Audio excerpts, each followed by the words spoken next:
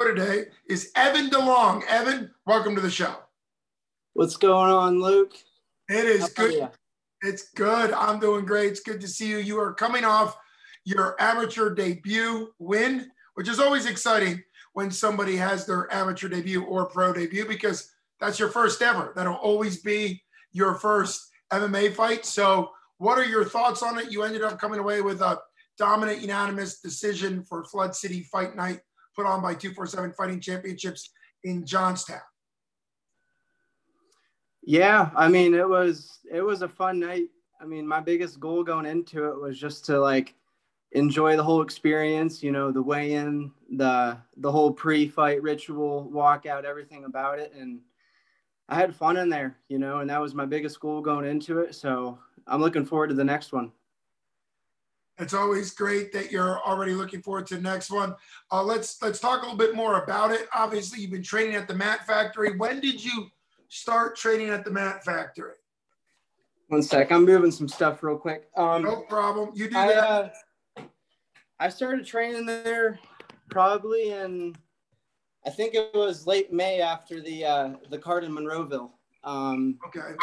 Before that, me and my one buddy, his name's Mike Kajancic, we would just kind of get together and spar or whatever once a week. We did that for probably about 6 months. And then I was like, if I want to do this thing, I got to go somewhere where there's good coaches and a little more guidance, I guess. So I started going there in May and started training with, Isaac Dempsey and Dom and Evan, all those guys. And it's been great going there. I mean, there's just so much experience, whether it's jiu-jitsu or striking or wrestling. I mean, they got it all. And the practice partners that go there are phenomenal. You got Bellator and UFC guys every Sunday. So yeah, I mean, I started in May and then really started picking up my training regimen then. And what's your experience been with the shop? You're wearing a shop t-shirt. Oh, that's right. I forgot I was wearing the shirt. Yeah. The shop. I got this from Taylor over the weekend. So Taylor Cahill, he was one of my really good buddies down at Clarion. We trained together all the time, did in wrestling in college. So it's good to see him at the MMA scenes and doing what he's doing. He's a stud. He's gonna be a really good fighter. I'm looking forward to, watching his career progress. And everyone at the shop, you got Kraus and Taylor's brother Tanner, Corey Burke. Yeah. They all look great Saturday night. So it's good to see them. And, they started that pretty much on their own. And it's good to see a little place like that succeed so well. Absolutely. So that makes sense. So you're not training at the shop. You're representing it because obviously I knew that you and Taylor Cahill went to Clarion together. So that makes sense. I didn't know because I know that the Cahills get to India Dojo a little bit and they do a double training. So you're purely the Mat Factory. Were you in attendance?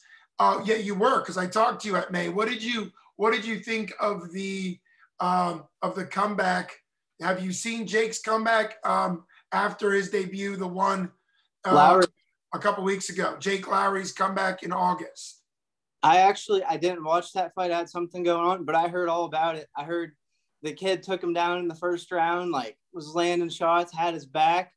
Jake grinded through it, and he came away with an arm triangle. Or was it an arm triangle? I think it was in the third round.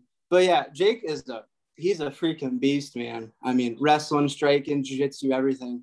So what's it like as a gym when one of the pro fighters comes back? Because I think what's great about that story, and obviously you weren't there, but I think what's great about the story is training with somebody who goes through adversity, and then how do you think that helps the gym? Is that a mindset that you have too, which is going to be hey, things happen. Sometimes 10 seconds into a fight, you're in a bad way for a while, Yeah. I think that's something Isaac kind of preaches. That's the Mat Factory's mindset. It doesn't matter how bad you're getting beat up or how bad a fight's going. You're always in it, and things could change from 1 second to another. And that's something that me and everyone at the Mat Factory does. I mean, you watched Edwin Vera Saturday night. I mean, he was getting outstriked, but he was still throwing. He was in there. I mean, he was battling his heart out. And that's something that we all do at the factory. It doesn't matter how things are going. we're going to just keep pounding through it and get through any adversity that might step our way. Well, now looking into the future, 247 Fighting Championship is returning back to Monroeville, which is kind of their home base of late, the Monroeville Convention Center, October 23rd. What are your plans for that? So I probably won't be in that card. As bad as I want to get in there again soon, I'm just going to take a little bit of time off, spend some time with the girlfriend, the family, keep training, keep building my skills up. Archery season's right around the corner, so I'm a big whitetail hunter, so I'm going to spend some time doing that. But yeah, I mean, I'll still be training in the meantime, picking up my skills. And plus my body's pretty banged up from like the last 6 months. I mean, I worked my freaking butt off, every day. So I'm giving my feet, my knees, my hips, everything a rest for a little bit of time before I step back in there. Sure. That makes a lot of sense. Given your wrestling, you wrestled D1 for all 4 years. Obviously you have a lot of skills, but how have you found to rest your body? Because I know wrestlers have that grind mentality, and there's famous wrestlers. I'm sure you'll know the wrestler who just won a national championship without an ACL. Lee. What? Spencer Lee. Yes, Spencer Lee. I watched the whole documentary on him, and then I watched his, because he has that whole thing where he lost that one time in high school when his ACL was torn, and he didn't want to, he still wanted to wrestle even though people were telling him not to. That was when he lost in high school, and now he's at college, and he did it. He did it again. So I know wrestling, they kind of have this mindset that you push through adversity, and that's great. But it sounds like you're listening to your body and want to get it recovered. Yeah. I mean, you only get one body, so you got to make sure you take care of it. But yeah, so I'm just going to, take some time off. Probably just like run and, do some light striking workouts for like a week or two. But I'll probably start training full time again, maybe like a month, get back into it. So. Sure. When you transition from wrestling to MMA in that fight, what was the striking like for you? I mean, kind of now that you've had a few days to think about it, could you see your punches? Did you feel like you were flowing well? Because obviously striking to a person that's been wrestling, it's just a different experience when you're in there.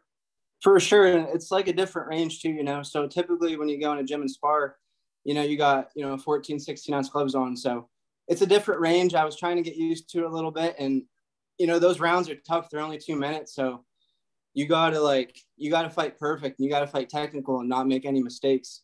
But, I did feel pretty good in there. I put in a lot of work with striking over the last 4 months. That's primarily what I've been just working on. But there's definitely like a lot of things that I got to crispen up a little bit. My jab was coming off a little short. I wasn't really rotating my body on my twos sometimes. I got to mix in some more hooks and uppercuts. Obviously, I got to bring up that leg kick a little bit. They were hitting low twice there. So, yeah, there's a lot to clean up. But overall, I mean, I felt pretty good in there, I felt like I was out striking them, out moving them a little bit. And, I mean, I got to, even set up my takedowns a little bit better off my strikes. He was kind of moving backwards a lot when I was shooting in, and that's a few of the mistakes I made, setting up my takedowns better. But all in all, I thought it went pretty good. So. Yeah, absolutely. I mean, from my perspective, being right there and calling it, that's exactly how it looked to everybody. I mean, it's always important as a debuter to have those experiences. You ended up losing a point by referee, which I only bring up because of the mental side of things. I think Chip is a great referee. He took it because there was too low strikes. I think both strikes were accidental, and that's a referee's call. But mentally, because I know in wrestling, some wrestlers have the mental battle if a referee gives a point or doesn't give a point that they think they should get. How have you learned to keep yourself under control? Because I've seen MMA fighters, when a referee does what they're paid to do, them kind of, break down mentally. And how did you kind of stay within what was working for you, even with the change, even with the taking of the point? Yeah. I mean, I really wasn't too worried about it because I really felt like I won all 3 rounds rather than, so I didn't think it was going to affect the final outcome of the fight. And then I did it 2 times in a row. So I guess I did kind of understand it. Like, I really should have been bringing it up, but yeah, like I kind of knew I had the fight secure. If it was like a closer, maybe first round where let's say he takes me down or something, I might be a little more emotional toward him and angry, I guess, if you will. Well, it is always one of those things in an MMA fight to focus on what you can control, and things like points being taken away or any of the number of weird things that can happen. You just focus on what, and obviously it was a unanimous decision, would have been a 30-27, which is what the judges scored it a 30-27, and then they had to deduct the points. So overall, that's good. I always just bring it up because that's a little unexpected adversity, just something unexpected for you. Sure. I don't think there's anything intentional there, but like you said, there's a lot that you can learn from having time in the cage, from the kick placement to the range to all the things that you pointed out, which is really exciting. Well, I appreciate you taking time off to come on, and talk to us. And it was an honor to call your first fight, interview you right afterwards. It's always exciting to see people make that transition. I know the Mat Factory and now the shop really producing just high quality amateur talent that's really going to soon be taking over the pro ranks. So obviously it's been great having you on. Thanks for taking time out, Evan, and can't wait to see you when you're back in the cage. No problem, Luke. Thanks for having me on, man. I appreciate you calling my fight. You got it. Have a good one.